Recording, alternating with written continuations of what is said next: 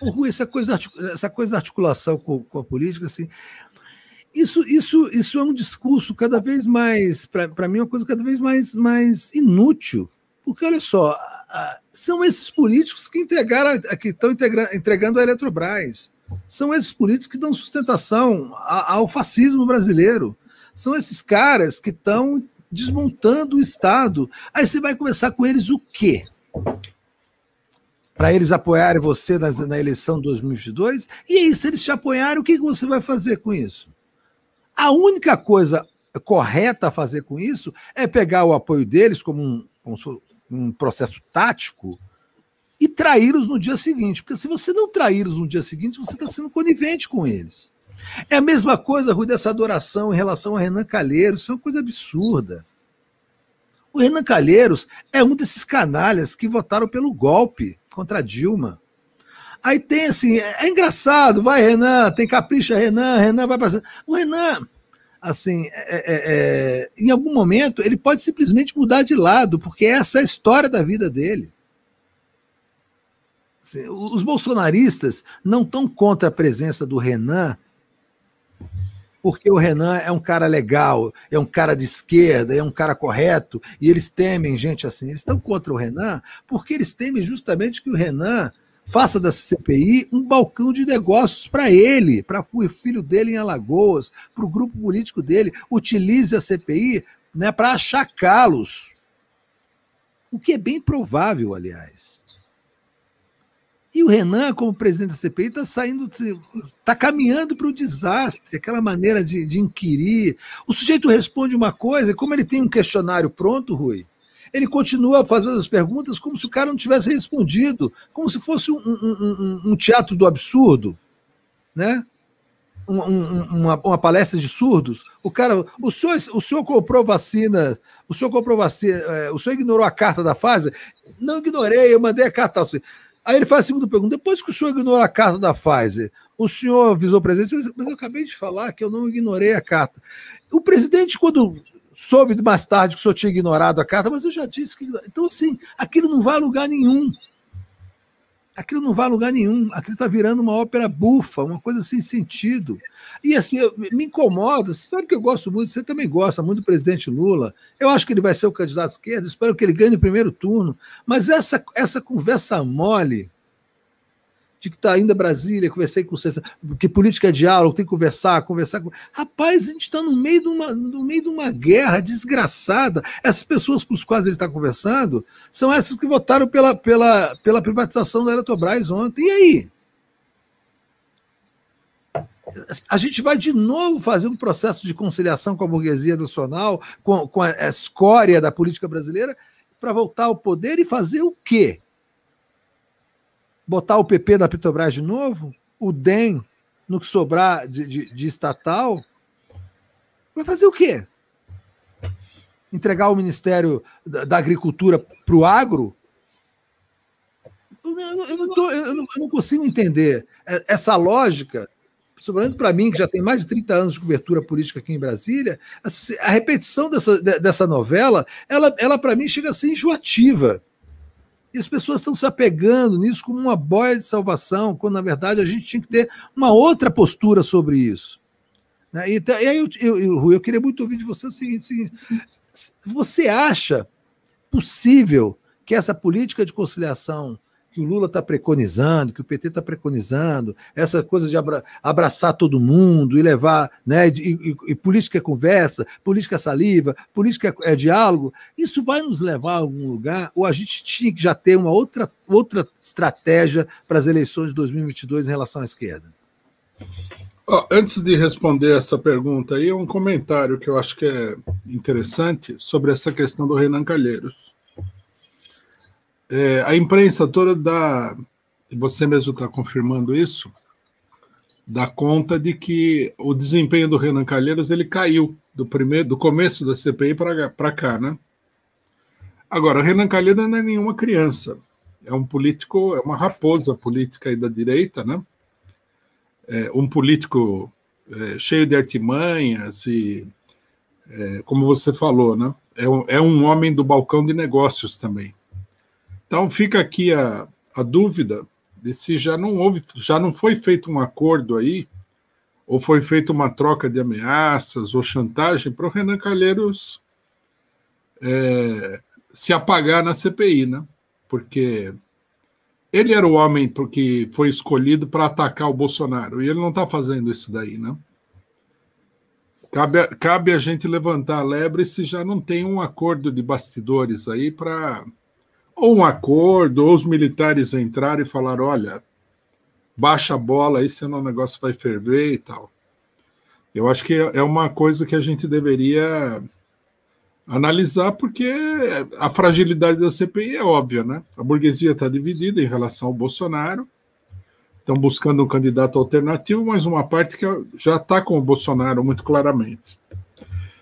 Essa questão do Lula, eu olho assim, ó, do ponto de vista da política que eu sempre preconizei, o caminho nunca foi a discussão com esse pessoal, tá? Mas eu não vou, acho que o importante não é colocar nesse momento a coisa desse ponto de vista mais geral. A gente tem que colocar a coisa do ponto de vista mais imediato, que é o seguinte: vamos supor que isso daí, em geral, dê um resultado. Daria resultado hoje, né, essa política de conciliação? Eu acho que absolutamente não. Esse pessoal todo está contra a volta da esquerda ao poder. Eles têm uma política muito bem traçada, né? Quem acredita que a burguesia vai abandonar a política neoliberal, que é a política das privatizações, da entrega do país, de matar o povo de fome, etc. e tal, está completamente equivocado. Então, eu acho que o Lula perde tempo nessas negociações, porque isso daí não vai para lugar nenhum, né? Você levantou a hipótese que o pessoal faz uma aliança, mas vai trair. Isso aí é óbvio, né? A aliança com a burguesia sempre é em favor da burguesia. Mas nesse caso aqui, nem vai se concretizar nenhuma aliança. Não tá colocado isso daí. Quem seriam os setores importantes da burguesia que estariam interessados aí em apoiar o Lula? Não tem.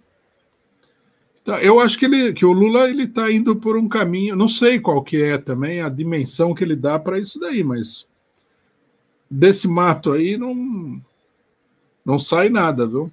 Eu não vejo nenhuma possibilidade.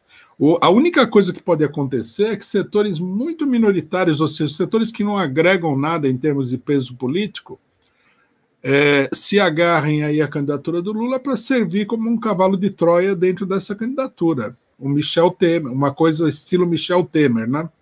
Eu vou entrar aí para comer por dentro, para sabotar a sua iniciativa. Sinceramente, eu acho uma coisa equivocada. E depois tem outra coisa que é o seguinte, né? Eu acho que o Lula, os companheiros do PT deveriam considerar. O país, ele está polarizado porque tanto pela esquerda como pela direita, o povo, a maioria do país, rejeita justamente esses políticos. Os que apoiam o Bolsonaro não querem saber de PSDB, de FHC, nada. E os que apoiam o Lula também não querem saber desse pessoal. Quer dizer, a situação política ela gira em torno da rejeição a essas pessoas. E aí o Lula se colocou aí como tarefa, aí sim, não sei qual é a dimensão que ele dá a isso daí, procurar esse pessoal. Quer dizer, o setor mais rejeitado da população, um setor que não consegue lançar um candidato próprio. Qual que é o sentido dessa política? Eu não entendo isso daí. Parece uma coisa assim meio viciada, né? Nós vamos por aí, vamos conversar com todo mundo, vamos conciliar, mas tudo bem que a pessoa tenha um espírito de conciliação, mas nesse momento, qual é o aspecto prático, concreto dessa conciliação? Eu, sinceramente, não consigo ver. Em outros momentos, você pode falar, bom, se você conciliar aqui, você vai obter isso e aquilo e aquele outro. Mas agora, a coisa não dá para isso daí.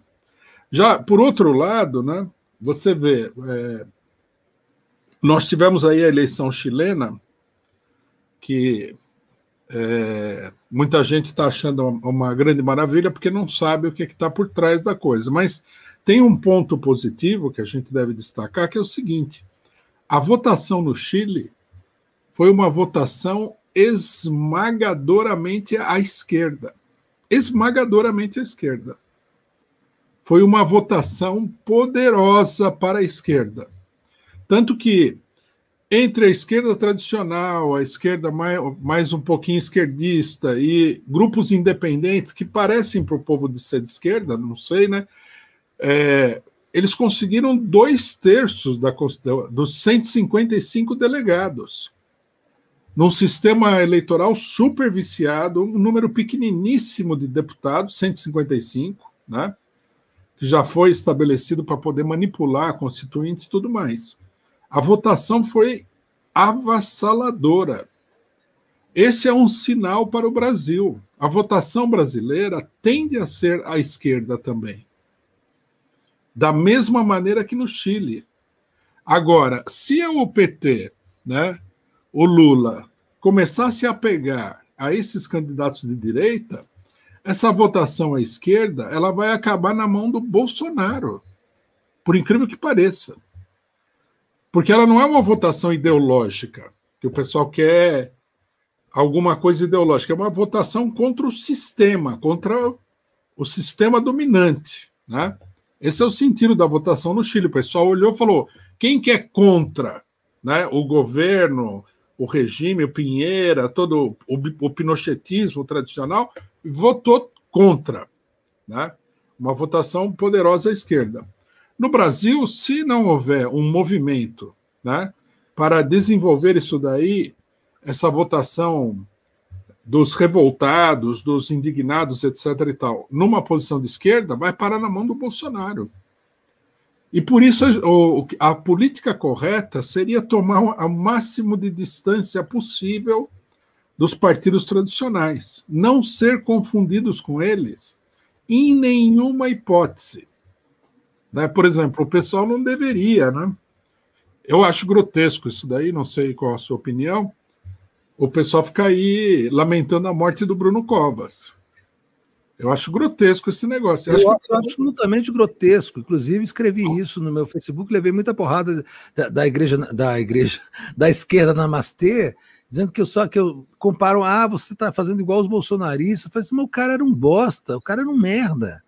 É claro que a questão pessoal, um sujeito morre jovem, deixa um filho de 15 anos, é uma questão triste. Mas daí a santificá-lo, Rui, daí a dizer que era um grande, que deixa um legado. Eu vi gente da esquerda isso, deixa um legado para quem? Um legado de quê? O sujeito que botava paralelepípedo para mendigo não dormir debaixo de Esse viaduto. É o legado. Esse é o legado. E o legado dele é esse vice-prefeito, esse é o legado do MDB, acusado de espancar a mulher e metido em falcatrua. É esse que é o legado do Bruno Covas. Desculpa. Não, é isso mesmo. Eu acho que o pessoal tem que se separar disso daí. Tem que, como se diz aí, desapegar. Não é possível. Eu acho que é um desastre como estratégia política, na minha opinião. Tinha que se mostrar como independente, não como representante dessa gente. A esquerda quer se mostrar assim, que eles são os verdadeiros representantes do Fernando Henrique Cardoso, do Bruno Covas, e não sei, esse pessoal, ninguém gosta deles. Ninguém. A crise política está centrada, está focalizada nessa gente. No mundo todo, não é só no Brasil. No mundo todo. E quem ficar agarrado com eles vai afundar junto com eles. E aí vai ganhar a extrema-direita, que é o que está acontecendo também no mundo inteiro, em toda a Europa, nos Estados Unidos. Né? Recentemente, o Podemos, o chefe do Podemos, Pablo Iglesias, abandonou a política. Porque o resultado do partido dele, depois que ele fez aliança com o Partido Socialista, o partido dele afundou. Tem que interpretar esse tipo de acontecimento. Nós vamos reproduzir isso aqui agora, porque o Partido Socialista espanhol, ele não é exatamente o PSDB, mas não fica muito longe do PSDB. É parte do sistema. E afundou. E quem cresce na Espanha é a extrema-direita.